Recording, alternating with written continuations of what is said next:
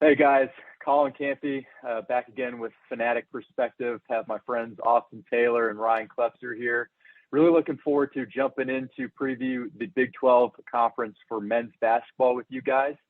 Very exciting Texas basketball team that we're going to cover, as well as kind of going through the broader conference and kind of an overview of each of the other 9 teams as well. Kind of initially going back to our friends at Last Stand Hats. laststandhats.com/fanatic. If you put in the promo code fanatic10, you'll get 10% off at checkout. We got great collegiate apparel for yourself and family members and friends. But guys, kind of jumping into continuation of conversations that Steven and I have had, that Austin, Steven and I have had, of where this Texas basketball program is right now. Kind of since our last conversation, 3 wins over teams like Stanford, who is 66 in the Ken Pom rankings, those 72-62, 100-72 win over Louisiana, and a 97-72 win over Texas A&M Commerce, which Marcus Carr went for a UT record 33 points in the first half with 10 three-pointers. He finished with 41 points, so an excellent effort for Marcus. Ryan and I were at the game together on Tuesday, so that was a really entertaining win there. 11-1 non-conference record, wins over number 10 Gonzaga, as well as a Creighton team who lost their big center in Ryan Kalkbrenner for a few games, so it kind of dropped a few, but a very strong team as well. So Austin, maybe starting with you, what have you really seen in terms of likes and dislikes with this team throughout non-conference play? Yeah, throughout non-conference, obviously, I think the elephant in the room is just the way the team has battled through adversity. Obviously, with what went down, with what we all know, as Chris Beard being temporarily suspended indefinitely, as we can call it so far, it's about all we know. But just the adversity of that situation, to only lose one game, obviously so far this season, and to rebound after that with 4 straight wins is impressive. I know the competition is obviously not what this team is going to see in the Big 12 conference, but still, they're playing against Division I basketball teams that have talented players, and for their mental fortitude, I guess, to move past that and just perform to the best of their abilities has been really impressive. Obviously, from more of a basketball side, I think Marcus Carr is kind of taken this team by the reins and kind of led them. Obviously, had 28 against Rice, 17 against Stanford, and then obviously 41 against Commerce to set the record since 1996. So, yeah, I mean, obviously he is a bright spot, but more so in just individual aspects. It's the team continuity has been really fun to watch and really impressive. And honestly, if you were to tell me before the season started, Texas is going to go 11-1 in the non-conference, are you happy with that? I think everybody in their right mind would say yes. That's just an incredible feat, obviously, and it's 11 wins and some good tournament resume builders. Obviously, you had the win over Gonzaga early in the year was great. The win over number 7 Creighton was great. Obviously, you wish you could have won that game against Illinois. Obviously, the opportunity was there to win that game, but that's basketball. But I would say the one bright spot for me would be probably the team's mental fortitude and toughness to rebound and battle some adversity and propel them to be in a really good spot going into Big 12 play. It doesn't get any easier, being on the road in Norman tomorrow. So, yeah, the mental toughness has been a bright spot for me.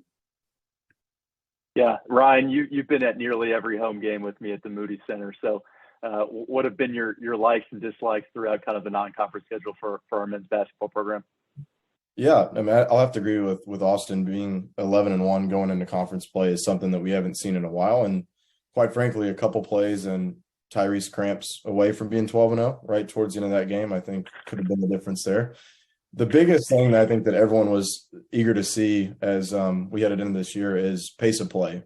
Beard and his staff, historically known to be in the 200s in terms of pace of play. We've upped that and I think doubled down on it. Every time you see the team pushing the ball up the floor, you have all the coaches saying, go, go, go, something that we didn't see. We're up to 14th in adjusted offensive efficiency from Ken Pom, which we were nowhere close to that last year. So that's been exciting. The joke I tell with Colin is, we're the running horns now, and it's just a more exciting brand of basketball. And I think being able to pair that with how we play defense, which is still extremely well. I think we're giving up more points, per game than we did last year, but that's expected when you're playing at a much faster pace. So I think that's the most exciting thing I've enjoyed about watching. And of course, the Moody Center. I mean, if you haven't been there yet, got to go check out a game. I know it's hard to get tickets, but the whole atmosphere and experience, and I know y'all touched on this in a few earlier shows, but being able to be part of that and seeing the team do well and have that continuity that they do and the chemistry with a group of guys. You have some freshmen that are contributing. You have the super seniors who have been there, done that. And it's a very player-led team, which is something that you need to have heading into March. And I think it's going to pay dividends for us in the long run.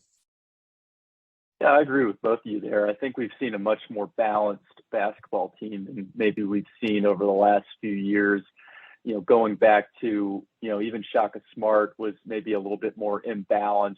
Obviously, last year, a very kind of defense-heavy kind of focus with a much slower pace of play. This year, I think they're about even on both their adjusted offense and defensive efficiency for those KenPom rankings, which is a very, very good sign kind of going into, obviously conference play where you're going to have to, basically do the gauntlet, right? You got to go play those other 9 teams in their gym, and they're going to come play in the Moody Center, which obviously that should bring a huge kind of home court advantage that we haven't seen kind of throughout the last, 30 or 40 years with the Irwin Center. So, very excited.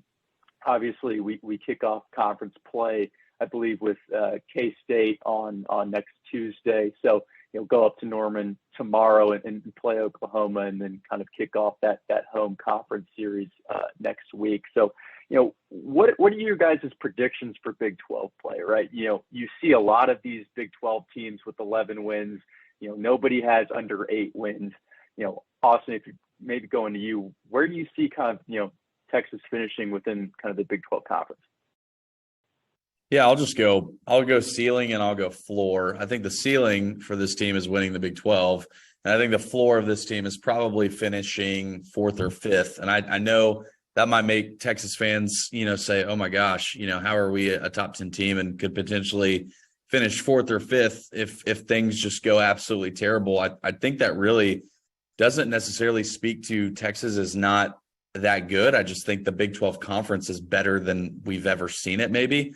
I'm not sure the official KenPom stats on every team, but I think at one point everybody was in the top 50, and I think they still are. I could be wrong there, so check me if I'm wrong on that. But as far as I know, it's top to bottom the strongest conference in basketball. So that's not to say that a 4th or 5th place finish won't get you in the tournament or anything like that. I think Texas is at this point a lock for the NCAA tournament unless the wheels just completely fall off. I think they have a 99% chance. But yeah, I would say the ceiling is to win it. And I think obviously that's something that hasn't been done. It feels like it's Kansas and Baylor, since we've been alive essentially. But obviously those teams are really good too. But I think if all goes well, they very well could obviously win this conference. But realistically, now that I've given the ceiling and the floor, I bet they finish 3rd. I really do. I think at this point, what I've seen, I think Kansas is a little bit better, and I think Baylor is still very, very dangerous until proven otherwise. So yeah, kind of a little range there that I just gave you guys, but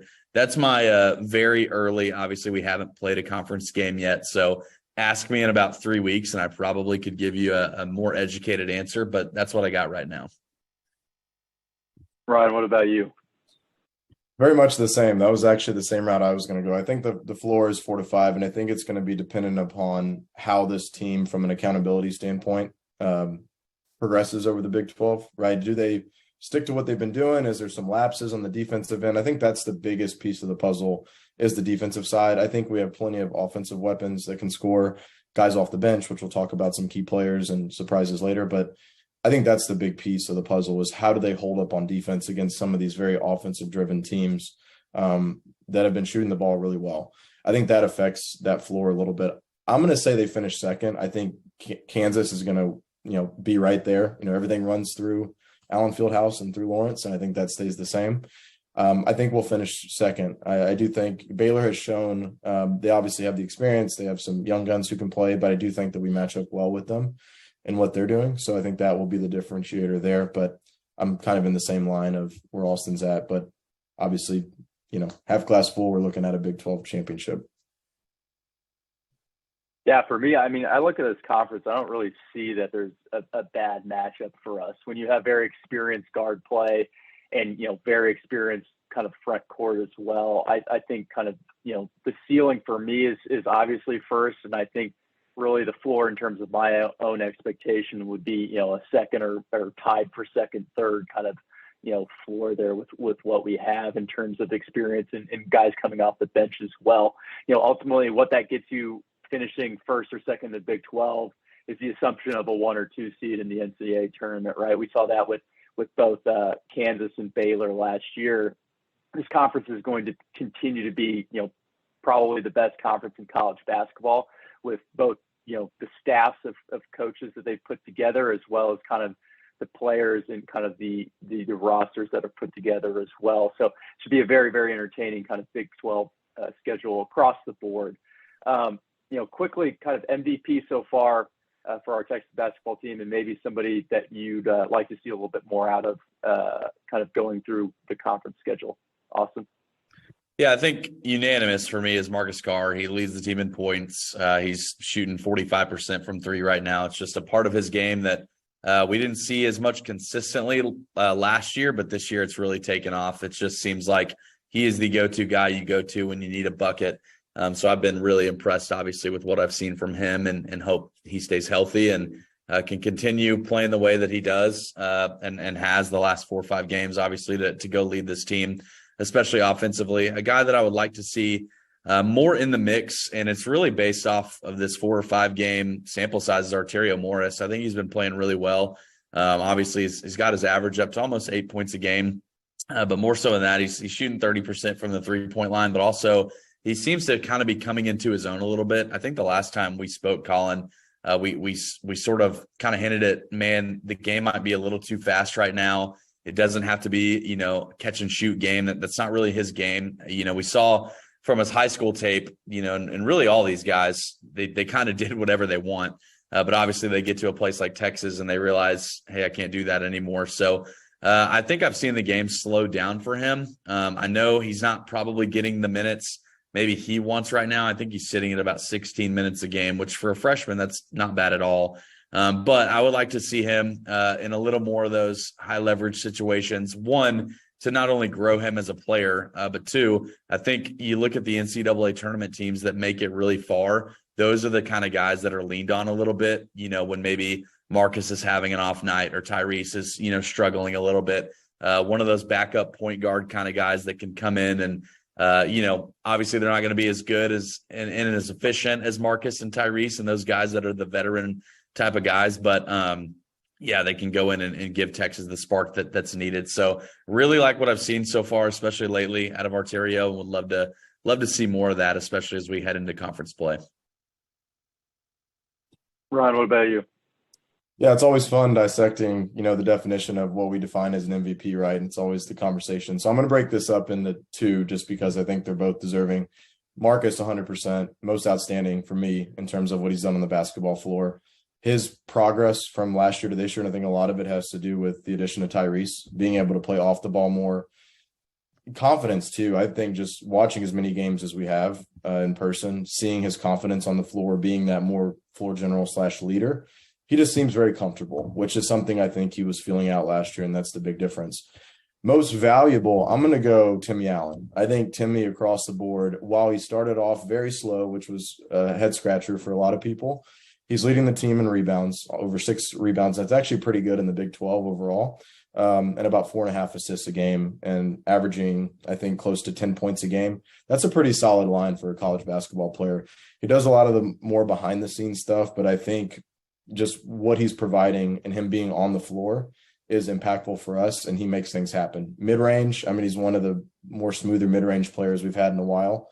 And he's just a great teammate. And I think he's going to be that key cornerstone of our leadership group that's going to help us get where we need to go. So I'm going to give them both, the nod for that. In terms of who I'd like to see more involved, it's less of, I think, more improved, but more involved is, Dylan Mitchell. I think he is slowly figuring it out. And that's, again, going back to Austin's point with being a freshman, it's a whole different ball game, and how you fit in with, really a lot of older guys is what Dylan's playing with. So it's all new to him. I think he's slowly improving, but I would love to see us get him more involved in ball screen action. I know we like to keep him in that short corner, that deep corner, so he can come off.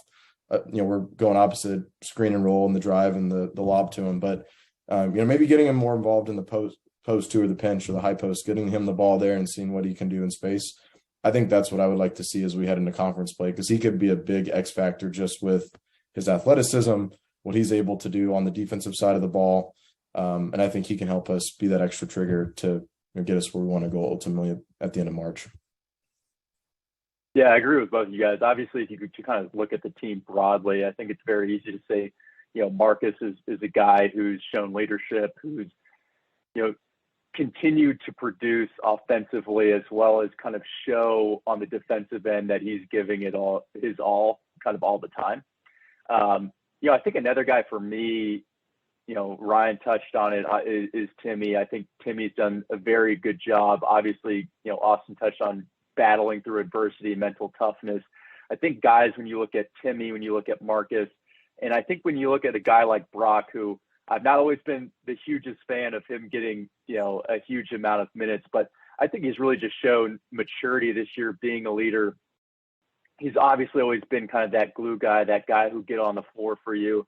And I think he's doing an even better job this year, just being confident on the offensive side of the floor. He's always been a great kind of defender and kind of tough guy, guarding guys who are significantly bigger than him. But I thought he's done a really, fantastic job this year. Definitely needs to get his flowers. I think when you look at kind of that sample size of the last 5 games or so, I think Tyrese needs to show me a little bit more. I think he started really, really hot.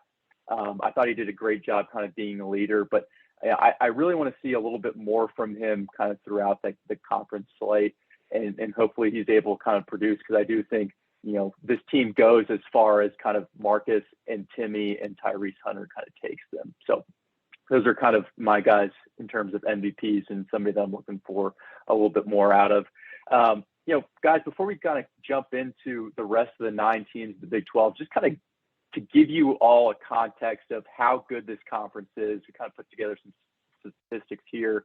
There's 5 teams ranked in the AP Top 25 poll. You've got KU at 4, you've got Texas at 6, Baylor at 12, TCU at 18, and West Virginia at 24. 3 of those other teams received votes, those being Iowa State, who's been ranked this year, Texas Tech, who's been ranked this year, and then Kansas State as well. If you were to go to KenPom and their kind of adjusted efficiency for different college basketball teams, the Big 12 is the number 1 ranked conference in all of college basketball. So, and that's by 2+ efficiency points, and that's better than the Big 10, who has the number 1 team in the country with Purdue and Zach Edey there. If you're kind of just broadly take a look at KenPom, Austin mentioned this a little bit earlier, we have 9 out of the 10 teams in the top 50. In Kansas State's at 52 right now. So this league is going to be an absolute gauntlet, having to go and play each team obviously on campus in their gym, and them coming to the Moody Center. So maybe just kind of set that context before we get into kind of these other 9 teams. And maybe I'll kind of kick it off. We all kind of took a deeper look at 3 teams within the conference. I'm going to kick it off with TCU, Texas Tech, and Iowa State. So taking a look at TCU, former Pitt coach Jamie Dixon is there. They lost to Arizona last year, 85-80 in overtime in the second round of the NCAA tournament, currently 38th in terms of KenPom rankings. Had a shaky start. They actually won by 1 in their first game against Arkansas Pine Bluff, and they did lose to a Northwestern State team, who actually has been one of the best cover teams in all of college basketball in terms of against the spread numbers. They did beat Iowa, Providence, in Utah, and their kind of key players to watch here are Mike Miles, who averages around 18 points a game, Emmanuel Miller, 14 and 6. Chuck O'Bannon's been there a few years. Big old Eddie Lampkin, who was a problem for us last year. And I think this is one of the worst matchups that we actually have in the Big 12 in terms of our front court size, averages 7-7 as well, and then Damian Ball. So TCU actually hosts Texas Tech at home tomorrow to kick off conference play.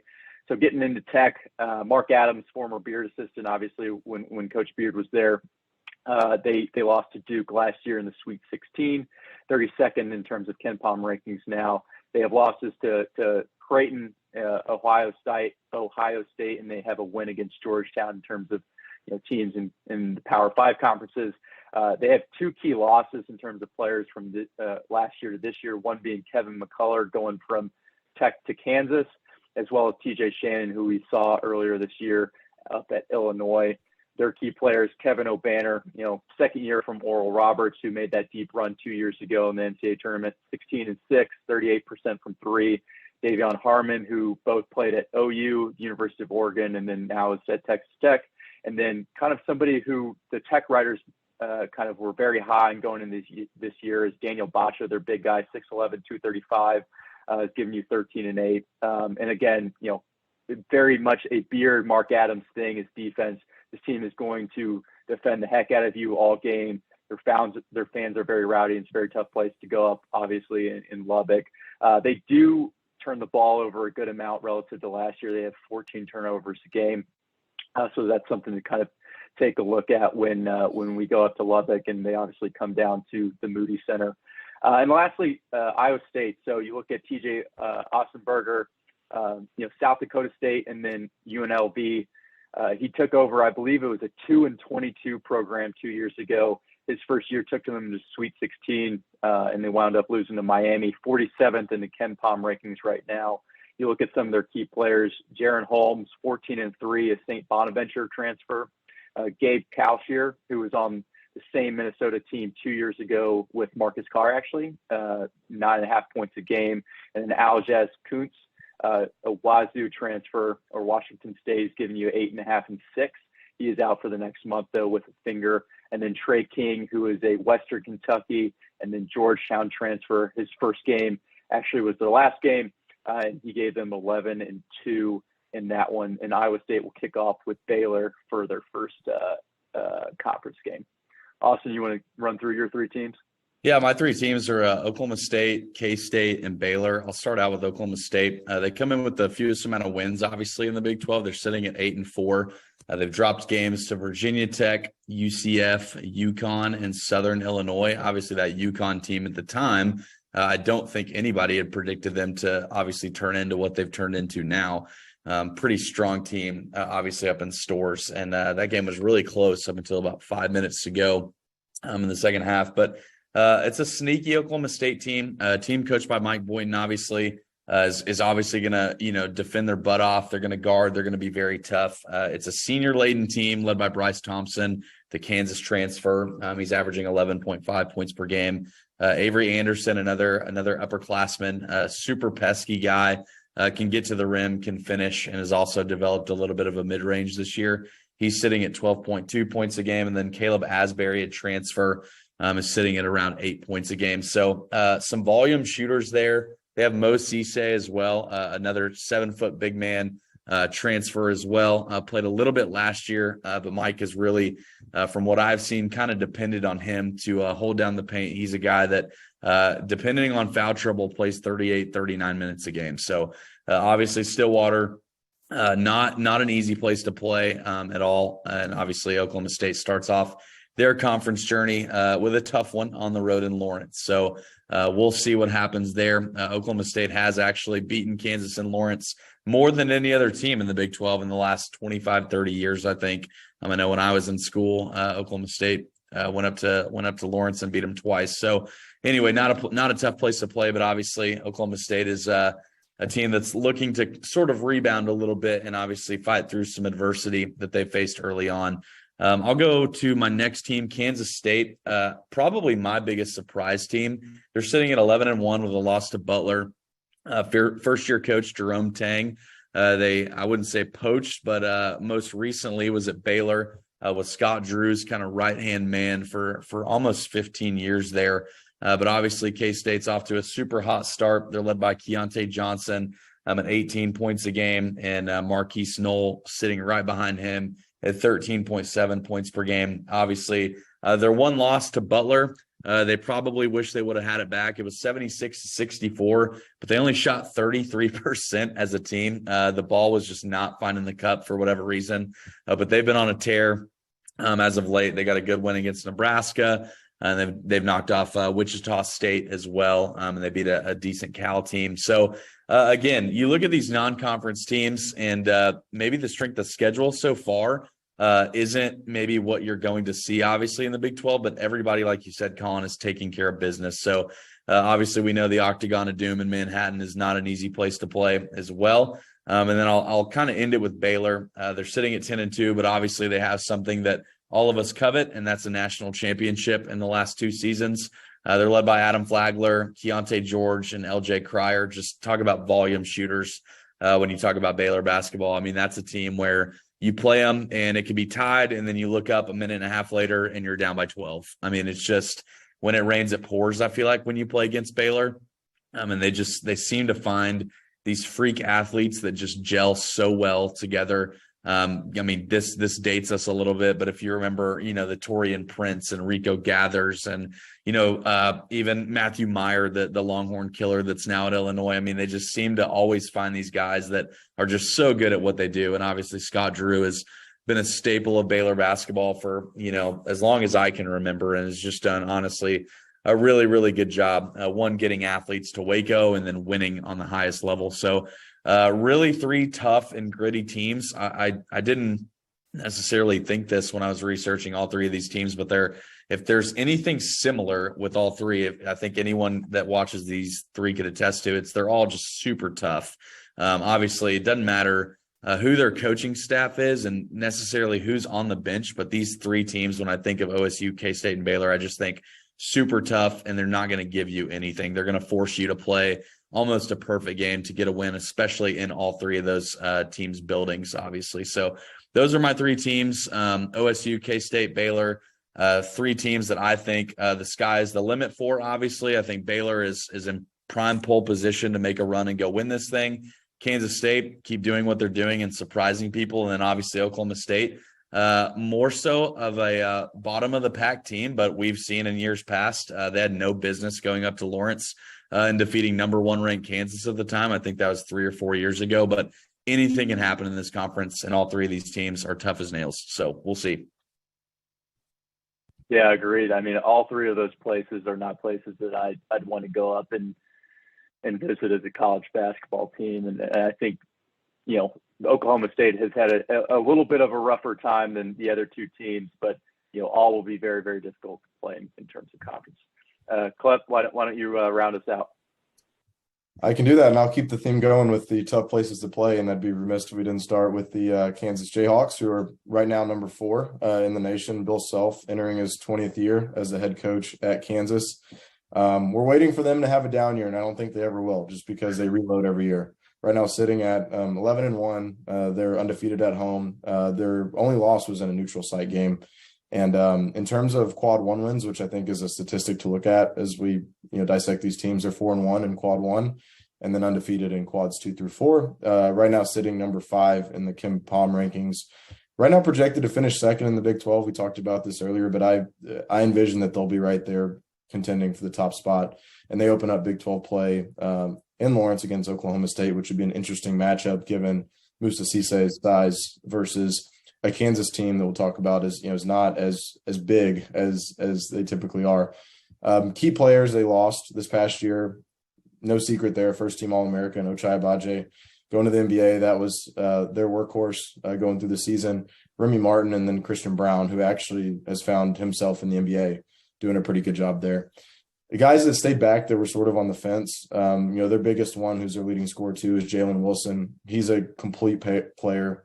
Definitely NBA bound after this year. And then DeJuan Harris and KJ Adams and Joseph Yesufu are guys that are contributing big time for the Jayhawks. And then on top of that, keeping those 4 guys, they did add could be potential freshman of the year in the Big 12 and Grady Dick, who's doing a really good job. And then the former Texas Tech Red Raider, Kevin McCullough Jr., who I think is still trying to figure his way out with that group in terms of what he's doing from a statistical level. But overall, he's contributing. They have some big wins. Won by 5 against Duke, beat the brakes off of Mizzou at Mizzou by 28, and then beat Indiana, who's a pretty well-rounded team, by 22. No really key losses to note for them from that perspective. But from a team stats standpoint, they're shooting 48% from the field, number 5 in the Big 12, and then 36% from 3, which is number 5. So they're actually sitting in the middle of the road when it comes to those statistics. Same thing for points per game. About 78 points per game. Jalen Wilson's leading the way with over 22 points a game. DeJuan Harris has a little over 6.5 assists per game, which is second in the Big 12.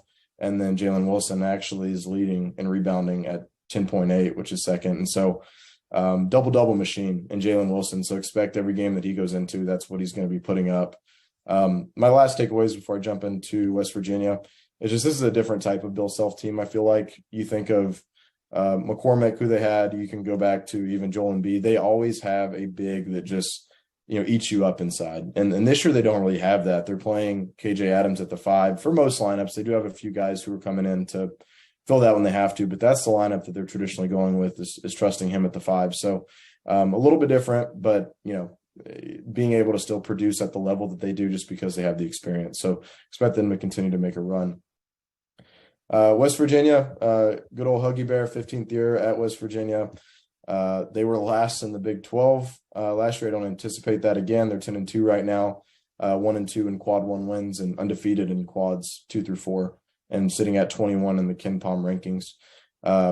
Projected to finish 9th in the Big 12, and they open conference play at K-State at the Octagon of Doom. Key losses for them, there were some big ones that, you think of a West Virginia team that, it's a well-rounded group, but there are guys that stood out to you. Sean McNeil, he went to Ohio State, playing a pretty big role there. Taz Sherman, who was a senior, him and Sean combined for 30 points per game last year for West Virginia. So that's a big chunk of change you have to try to make up. Jalen Bridges, he transferred to Baylor. That was their other big piece. They were able to keep Kadrian Johnson, who averaged a little over 10 points last year, so he's one of the leaders for them. They added some familiar faces. Trey Mitchell from Texas, who we know ended his season short with us, averaging just over 13 points a game, which was expected, a very talented forward for them. Leading scorer for them, Eric Stevenson, he came over from South Carolina, so he was able to fill that void for McNeil and Taz. And then a few other transfers that moved in who were also doing a really good job, and Emmett Matthews and Jimmy Bell Jr., who leads the way for them with rebounding. Notable wins for them. They've played Florida and Pitt, which, the names are there, but, they've been up and down. Those are the wins I say that would stand out to me. Losses, this is always a good litmus test, right? When you're thinking you're playing Zach Edey and Purdue, how are you doing? They lost by 12 to them. So Purdue right now is, 4-0 in quad 1 wins. So that's a good measuring stick of where your team's at. So again, to Austin and Colin, your point as well, this team is and conference is just stacked from top to bottom. They're up there in points per game, a little over 81 points per game. That's third in the Big 12. And they're right in the middle of the road from a field goal percentage and 3-point percentage. But I think the key takeaways with, the West Virginia team is they're always going to get it done by committee. They're going to play hard defense. That's known in the games that I've watched of them this year. There's not going to be one guy that's going to go get you, 25 points a game. It's going to be a very well-rounded collective effort. One thing that they've improved upon, which is why I believe they won't finish bottom of the Big 12 this year, is last year they were 63 in defensive efficiency. This year they're 44th.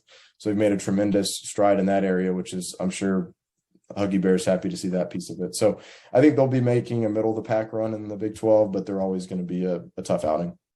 And then I'll wrap it up with our rival up north, the Oklahoma Sooners. Porter Moser's entering his second year as the head coach of the Sooners. They finished 8th last year in the Big 12 and had an NIT ticket that they took on there. They're sitting at 9-3 right now. This is probably the team, guys, that I don't know how to gauge right now, and I'll get to that in a second. But they're 0-2 in quad 1 wins, 5-1 in quad 2. So they're getting quality wins, but they're not able to push the hump on the big wins. They're 33rd in the Ken Palm rankings. So I think, Austin, I think all those teams are still sitting in the top 50 of the Ken Palm, even these ones who are considered middle to lower tier of the Big 12. Their key losses, the big one is Emoja Gibson, who was a sniper for them last year. He's lighting it up at DePaul right now, averaging over 16 points a game. Jordan Goldwire, who is now playing for the Austin Spurs, and I actually get to see him up at the facility, Hill Country Indoor, that I work out at. So pretty cool to see him after going against him the last 4 years in the Big 12. And then Elijah Harkless transferred to UNLV, so he's over there. That was a big loss for them. Key returners is I think their best overall player in Jalen Hill, who averaged a little over 10 points last year. And then the Groves brothers, who we're all very familiar with and what they did at Eastern Washington. Last year was a feeler year, getting their feet wet in the Big 12 and understanding their role. Obviously, Tanner is the one who stands out from a forward perspective, and Jacob's actually getting now a good run for them off the bench last year that serves a more prominent role this year. And then their key transfers, Joseph Basimile, who averaged 16 and 5 at George Washington, shot 35% from deep. And then Grant Sherfield, who came from Nevada, who's their leading scorer right now, scoring a little over 18 points a game, which is third in the Big 12. The really only somewhat notable win is against Florida. Again, that's taking it with a grain of salt, and that was on a neutral site. They do have some key losses: Nebraska by 13, Villanova by 4, Arkansas by 10. Again, hard to gauge where they're going to be, but when you look at it from this stat, they're last in the Big 12 in scoring, points per game. But then when you look at what they're doing from a field goal percentage, they are second in the Big 12 from the field, and then 40% from three, which is first in the Big 12. So it's like those two stats, for some reason, aren't correlating very well. So it'll be interesting to see what they do. I think for just to wrap up on Oklahoma, I think the biggest thing for them, their success is going to go with Sherfield and Groves. I think that's the bottom line. The two games that I watched of theirs, those two guys were both in double digits, and they won the game pretty handily. So I think it's going to go through them. I could see them getting hot in the Big 12 with replacing their entire backcourt from last year. Those two transfers getting settled in and realizing how they can play together, similar to how we were last year.